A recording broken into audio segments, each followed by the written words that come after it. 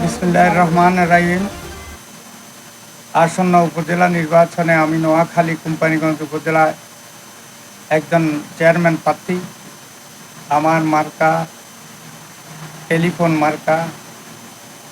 আমি প্রথম থেকে নির্বাচনে নামার পর এখানে যে অবস্থার সৃষ্টি হয়েছে, পুরা প্রশাসন আমার বিরুদ্ধে ষড়যন্ত্র করতেছে।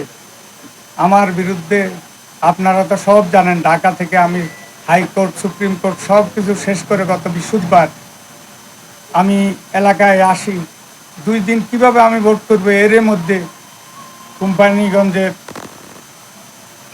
কিছু আওয়ামী লীগ নামধারী কিছু নেতা সারা বাংলাদেশে মাননীয় প্রধানমন্ত্রী কোথাও দলীয় কোনো প্রার্থী দেয় নাই। ওনারা কোম্পানিগঞ্জে যে ষড়যন্ত্রের রাজনীতি চালাচ্ছে, প্রার্থীর ভোট নাই আনারস মার্কা, তাকে জিতানোর জন্য যা যা করার তারা সব করতেছে, মানুষের গায়ে হাত দিচ্ছে। আমার একটা ছেলে ইঞ্জিনিয়ার কম্পিউটার ইঞ্জিনিয়ার, সে গত কয়েকদিন আগে বাড়িতে আসে। আসার পর সে কোথাও কোনো রাজনীতির সাথে সম্পৃক্ত নহে। তাকে গতকাল রাত্রে 10টার সময় মেয়র মহোদয়ের বাহিনী, হেলমেট বাহিনী বার করছে, হাতুড়ি বাহিনী বাহির করছে। এই বাহিনীর 80-90 জন লোক আমার ছেলেকে স্কুলে তার এক বন্ধুর সাথে মাঠে রাত্রে 9টা 9:30 বসে বসে কথা বলেন, ওখানে তাকে মেরে ফেলার জন্য চেষ্টা করছে। মানুষের কারণে পারে নয়, আল্লাহর হুকুমে হয়তো সে বেঁচে গেছে, তাকে মেরে ফেলে দেওয়ার জন্য নির্দেশ দেওয়া হয়েছে। এই অমাহত অবস্থায় আমি জেলা প্রশাসককে ফোন দিই, উনি আমার ফোন রিসিভ করে না। উনি মেয়র ছাড়া কারো কোনো বিরোধী পক্ষের কোনো ফোন রিসিভ করে না। উনি আমাদের নির্বাচন কমিশনার নোয়াখালী, কি অপরাধ করছি ওনার কাছে জানি না। উনি আগে কিন্তু আমি ফোন দিলেও কোনো সমস্যা থাকলে পরে হইলেও ফোনটা দিতে ব্যাক করতো, কিন্তু এখন আমাদের ফোন ধরে না। যা হোক, আমাদের কোম্পানিগঞ্জ থানায় ফোন করি আমি, আমার ছেলে আক্রান্ত হয়েছে, তার ঘড়ি টড়ি নিয়ে গেছে, তারে মারধর করছে মেয়রের বাহিনী। এরপর থানায় ফোন করি, ওসি বলে আমি কি করবো, আমি তো মামলা লইতে পারবো না, আপনি অভিযোগ দেন। অভিযোগ দিলে আমরা এটা আমাদের একটা কমিটি আছে ইউনোর মাধ্যমে, ওনার কাছে আমরা কপিটা দিব, আপনি অভিযোগ দেন। আমি বললাম এত রাত্রে আর অভিযোগ কোথেকে দিব, আপনারা এক কাজ করেন, বিচারটা কি করবেন না করবেন এটাই আমারে বলেন। আমরা তো কোনো সহযোগিতা আমাদের বিরোধী পক্ষের কারোর সাথে কোনো সহযোগিতা করেন নাই, ফোন ধরেন নাই। সকালরে বিকেল করেন, বিকালকে সকাল করেন। আপনাদের কাছে নকলের জন্য আমি ধারে ধারে বারবার সকালে বিকালে বহুবার চেষ্টা করিও নকল নিতে, আমার বহুত কষ্ট হয়ে গেছে। এরপর ডিসি সাহেবের কাছে অ্যাপ্লাই করি, যখন প্রথম আমাকে ইয়ে করে ডিসি সাহেব দেখি বলে যে এটা বলবৎ থাকবে। কি কারণে? আমার 4টা মামলা ছিল, আমি নিজেও জানতাম না। এই মামলাগুলো দলীয় কোন্দল হচ্ছে, কোনো এক সময় দলীয় কোন্দলটার কারণে হওয়ার কারণে এই 4টা মামলা আমি খালাস হয়ে গেছি কোন সময়, তাও জানি না। এটা দলে দলে বসে তারা আবার সিদ্ধান্ত হয়েছে, মিলাই দিছে মিনিস্টার, হ্যাঁ। তারপর তারা সব কিছু শেষ হয়ে গেছে, আমি জানতাম না। আমি বলে এটা আমার আবার এটা রানিং মামলা দেখাই, ওনারা আমার নমিনেশন বাতিল করে, কিন্তু মামলাটা নেই। মামলাটা আরো 8 মাস আগে এটা শেষ হয়ে গেছে।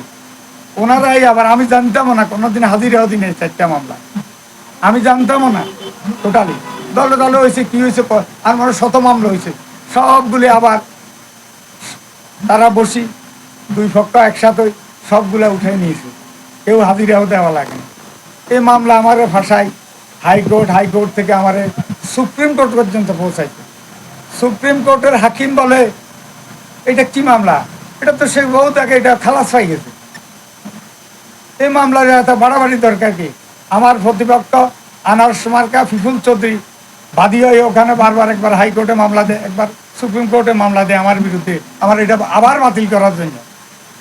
কিন্তু আল্লাহর অশেষ মেহেরবান, মোটামুটি আমি ওখান থেকে সব কিছু পেরিয়ে গত বৃহস্পতিবার এলাকায় আসি, আমি ভোটে নামার পর আমার কর্মী যারা থাকে রাত্রে হইলে হেলমেট বাহিনী বাহির করে, হাতে তারা হাতুড়ি বাহিনী বাহির করে বাড়িয়ে বাড়িয়ে সবাইকে খোঁজখবর নেয়, তাদের দরজা জানালা ভাঙ্গি।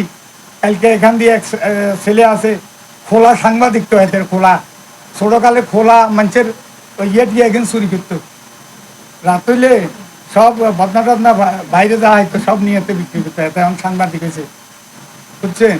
এই ছেলে তার বাড়িতে জানালা কান দিয়ে গ্লাস ভাঙি স্যালাইন লাগা হাসপাতালে ভর্তি দিয়েছে। কত নাটক আমাদের মেয়র সাহেব করার, তার ছেলেরে দিয়ে আমার ছেলেরে মারা ফেলাইছে সেখানকে। কত বড় নির্মম, কি অপরাধ করছি আমি কি কারো 2 টাকা নষ্ট করছি না? কোনো ওখান দিয়ে কেউ বলতে পারবে আমি 30 বছর মানুষের সেবা করছি? যদি কেউ বলতে পারে আমি 10 টাকা কারো পকেট থেকে নিয়ে আমি সালিশ করছি, বাণিজ্য করছি, আমি এখন থেকে বলছি আমি আগামীকাল থেকে আর ভোট চাইব না।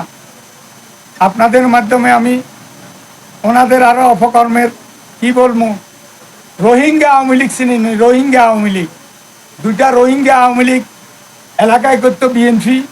একটার বাড়ি হয়েছে আপনার সুবর্ণচর, নাম হয়েছে হামিদ, রোহিঙ্গা আওয়ামী লীগ বানাইছে এদেরকে দিই। আর একটা হয়েছে তানভীর, ফেনী এলাকা বাড়ি, তার 14 গোষ্ঠী এখনো বিএনপি জমাত করে, হামিদের 14 গোষ্ঠী বিএনপি জমাত করে। এই 2 রোহিঙ্গা আওয়ামী লীগ রেদি কোম্পানিগঞ্জে কারখানা দিয়ে মাটি কাটে, সেখানে যায় তারা টাকা চান্দা তোলে, টাক চলে, মাটি কাটে, সব কিছু তারা অপকর্মের সাথে জড়িত। তারপর ক্লোজারে কোটি কোটি টাকার বালু তুলি ওখানে বিক্রি করতেছে, অথচ মানুষের বাড়িঘর কি হয় শেষ পর্যন্ত এটা বলার বাইরে। কোনো কিছুর কোনো খবর নাই। আমাদের জেলা প্রশাসক সাহেব বারবার অনেকে ওখানের ব্যাপারে বিভিন্ন ওনাকে বলছে বিভিন্নভাবে, কিন্তু উনিও কোনো এটার মধ্যে নেই। তা আমরা কীভাবে ভোট করবো আপনি বলেন?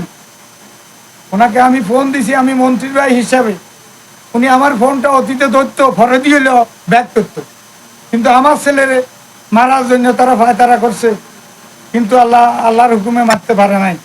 মানুষজন স্কুল মাঠে ফিরে এরা কি করতেছে, মানুষ ঢুকি যাওয়া আর কিছু করতে পারে না, বাজারের তারিখ ছিল।